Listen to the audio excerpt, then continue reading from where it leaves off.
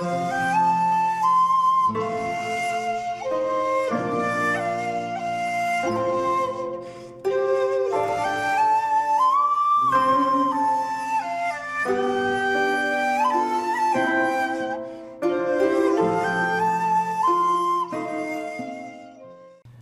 there, this is Solitude Ronin from Solitude Ronin Films, and welcome to another updated 2020 collection video.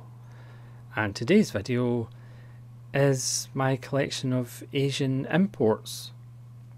That's releases from Plain Archive and Nova Media and some random companies. These are very luxury items. And I have went a little crazy in the past, but fortunately they do release quite a lot of blockbusters, so I would never collect them all because there's quite a lot of releases that I'm not really interested in, even though there has been releases that I have basically taken a punt on just because they are Nova Media and Plain Archive, because Plain Archive are quite beautiful. Yes, they're only cardboard boxes and little cards and little notes and booklets, but Plain Archive do a really nice job on some of the releases, some of which you'll probably have seen before because I kind of show them off at any excuse I can find. But again, let me know if there's any films that take your fancy. Quite a lot of them I haven't watched yet, of course. That should pretty much be a disclaimer at the bottom of videos. So I'm just going to start with some random releases from the companies that I am too ignorant to find out who they actually are. So the first one is Attila Marcel, which, if you open it up, actually the booklet, the disc is a little record and the booklet's actually the stylus, which is quite nice. This is an interesting little French film which has more than one nod to the works of Junot and Caro. A film by Sylvain Chomet. It's a lovely little film, and this is a really nice release by, it's the Something Blue collection. The writing is so small but I can't actually read it, but it's a lovely little whimsical film. If you're a fan of Amelie and other Junot films, then I would highly recommend checking it out. Next on the list, I've shown before and I don't need an excuse to show it again. It's the wonderful Bud Blue release of the equally wonderful A Bittersweet Life. It's the steelbook with the book. It's just a beautiful steelbook for a wonderful Kim Ji-woon film. It's just a fantastic release as well. Next is Yorgos Lanthimos' Dogtooth. Again, I don't really need an excuse to have another copy of Dogtooth. It's not my favourite Lanthimos film, but it was the first Lanthimos film, and your first Lanthimos has always got a special place. Next is another film that I have on another release. This is Hanabai by Kitano, one of Kitano's masterworks, so well deserving of another copy, in case the other one wears out, you understand. Next is a Korean Film Archive release of The Last Witness, which I've still to watch, but looking forward to doing so. Again, this comes with a disc and a nice book. Next, again, is a film I haven't watched yet. It's The Master with Byung-hun Lee, which has a very nice feel to it. Again, disc and booklet. Next is My Mother the Mermaid. Again, I'm not sure what the company is. Apologies to A Touch of Film who knows all these things. Next is a lenticular of The Others.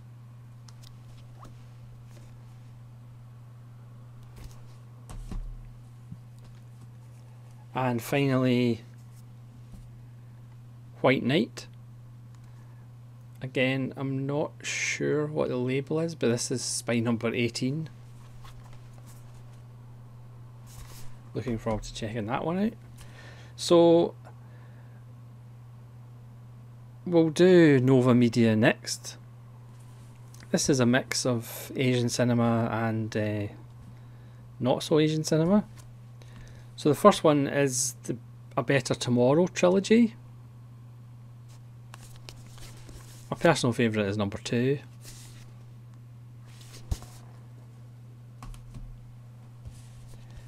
Next is another copy of A Bittersweet Life. This is a Nova Media, just regular Blu-ray.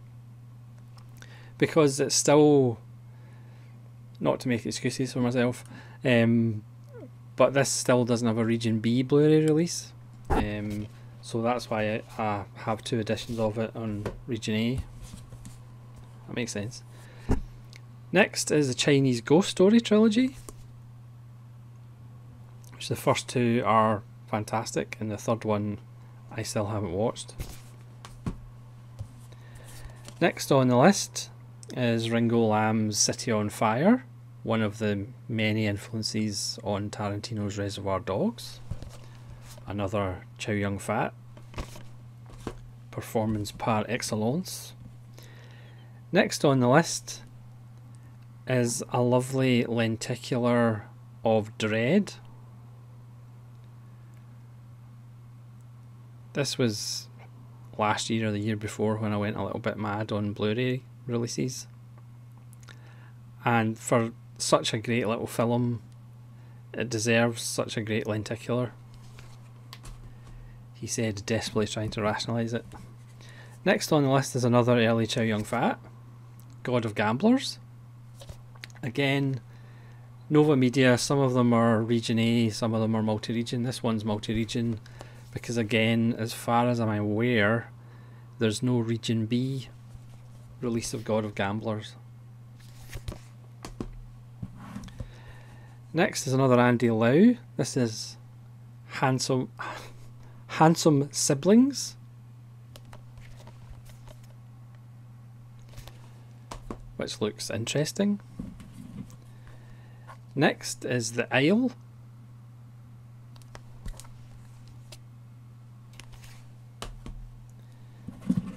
Next is Park's Wonderful Joint Security Area, which just really blew me away when I saw it. I've done a random review of this. Just a fantastic Korean film set on the north-south border. Next is John Woo's masterpiece The Killer.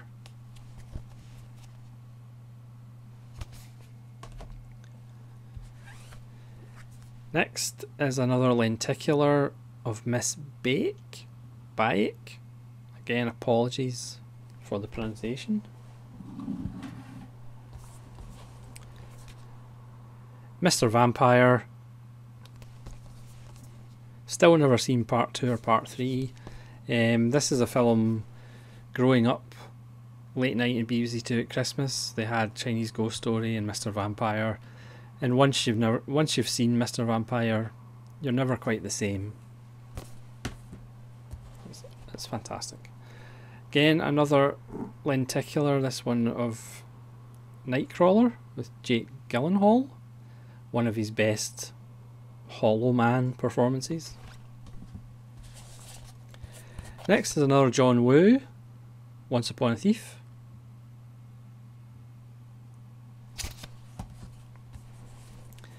Next is 2 Jackie Chan's, Project A Part 1 and 2.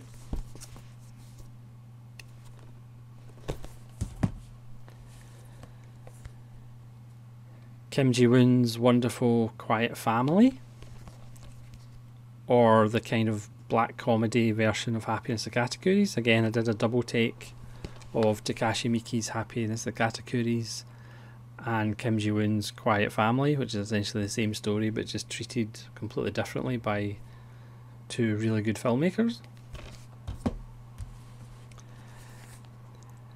This one is Writing the Girl Ship,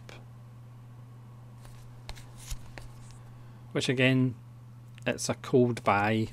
Still haven't watched it, but it's Korean, so it can't be bad. Next is Swordman 2 and 3.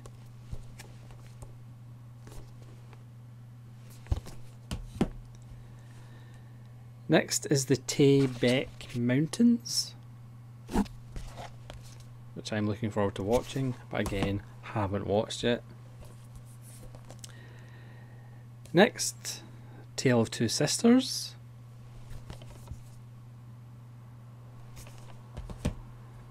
And finally, a lenticular of A Touch of Zen, which is rather nice. So that's my Nova Media. Let's go to Plain Archive. Now most of them are numbered, but there are a few that don't actually have numbers, which includes this one, which for the life of me I can't remember what it's called. Moving on. And then they have numbered steelbooks as well as numbered non-steelbook releases. So this is steelbook number 2, Kim Ji-woon's awesome I Saw the Devil.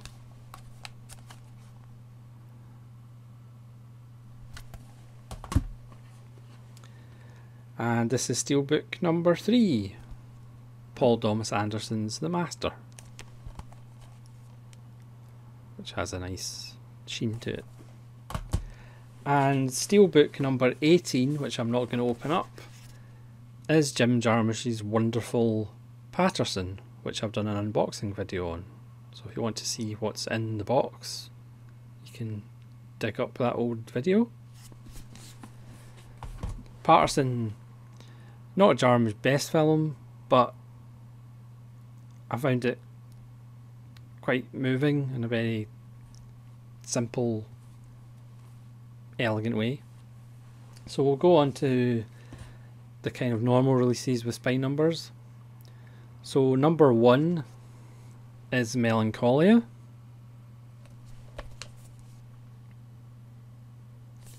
And they all come with these nice little labels as well. That's really sad, I know. Number 10, which you've probably seen before, but I'm going to show you again. Only Lovers Left Alive. One of Jarmusch's best films, and probably in the top 10 of my favourite films of the last 20 years. Number 12 is Ida, which obviously I still haven't seen. Number 13, 2 Days, One Night. Again, if you want me to show one of these releases in more detail, please leave comments below and I'll do a special video, because they do have cards and pictures and booklets and nice little touches. Spine number 14 is Frank, which is lenticular.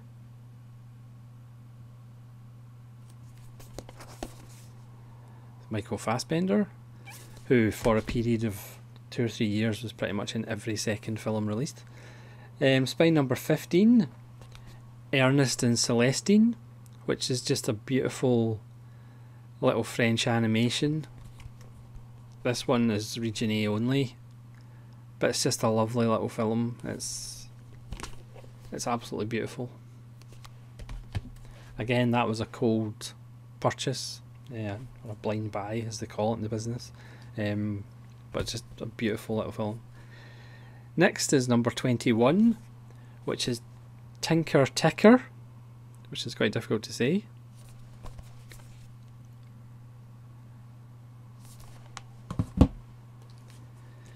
spine number 26 is Chaplin's Modern Times.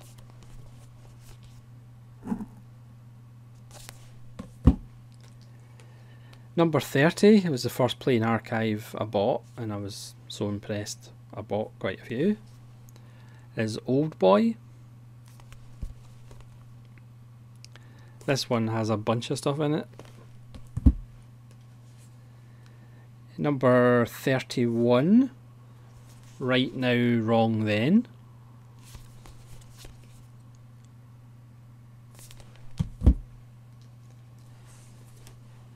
Number 32 is The Silenced.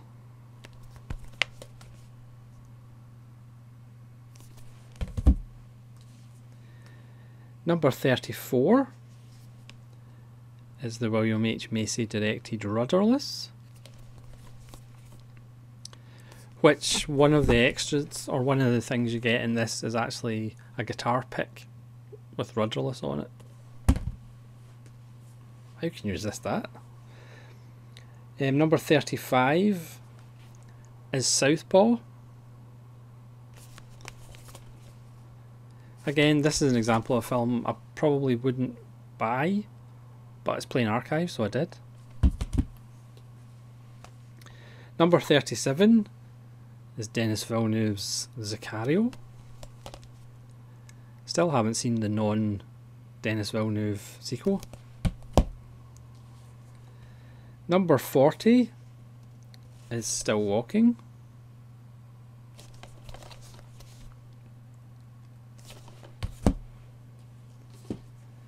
Number 43 is Macbeth with Fassbender again.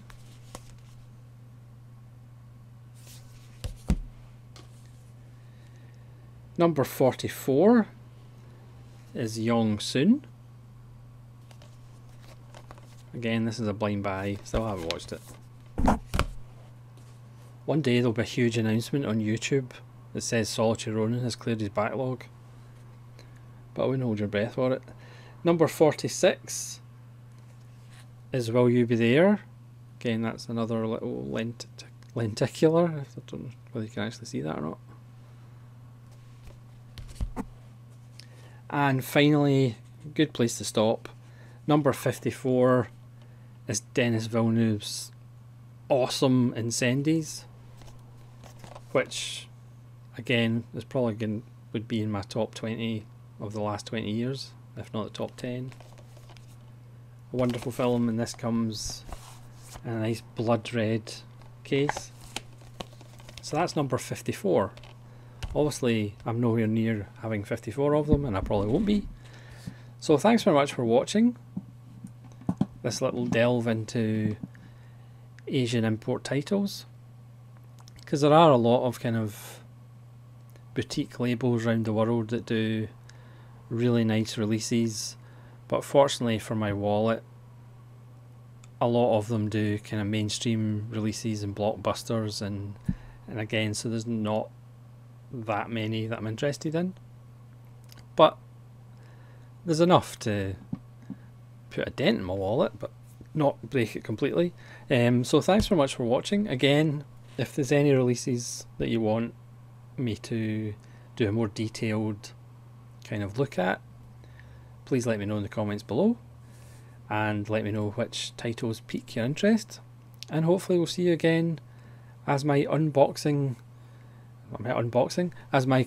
videos for 2020 roll on with more updates, and then I'll get back into the swing of actually doing proper videos. So thanks very much for watching, hopefully we'll see you again, and have a nice evening.